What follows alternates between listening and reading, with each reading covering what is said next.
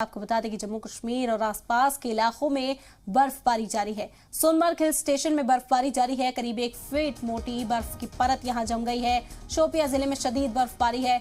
जम्मू कश्मीर के पटनी टॉप पर भी बर्फबारी जारी है और बर्फबारी का लुत्फ लेते हुए लोग इस वक्त नजर आ रहे हैं। लद्दाख के द्रास की बात करें तो इस इलाके में भी शदीद बर्फबारी का सामना लोगों को करना पड़ रहा है। 8 इंच तक मोटी बर्फ यहां भी जम गई है। नए साल पर सयाहों की आमद को देखते हुए इंतजामिया भी अलर्ट पर है, क्योंकि बर्फबारी भी हो रही है और खासतौर पर सयाह सीजन में जम्मू कश्मीर लद्दाख का दौरा करना पसंद करते हैं। ऐसे में इंतजामिया के सामने चैलेंज बढ़ जाता है।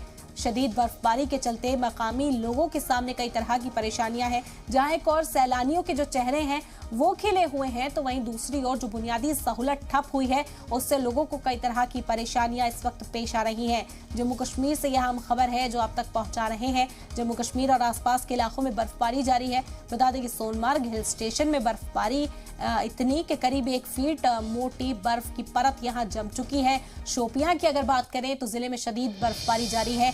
हर तरफ का नजारा इस वक्त सफेद चादर में लिपटा हुआ नजर आएगा। जहां तक नजर जाती है हर तरफ सफेद रंग बिखरा हुआ ही दिखाई दे रहा है। जम्मू कश्मीर के पटनी टॉप में भी कुछ ऐसा ही नजारा देखने को मिला। सयाह यहां पर बड़ी तादाद में पहुंचते हैं, उनके चेहरे जरूर खिले हुए हैं, लेकिन इंतजामिया के सामने बड़ा चैलेंज है कि इंतजामात को दुरुस्त किस तरह बनाया जाए। सड़कें यहां पर बंद हो जाती हैं और मोटी बर्फ की जो परत होती है वो जमने से लोगों को परेशानियां होती हैं।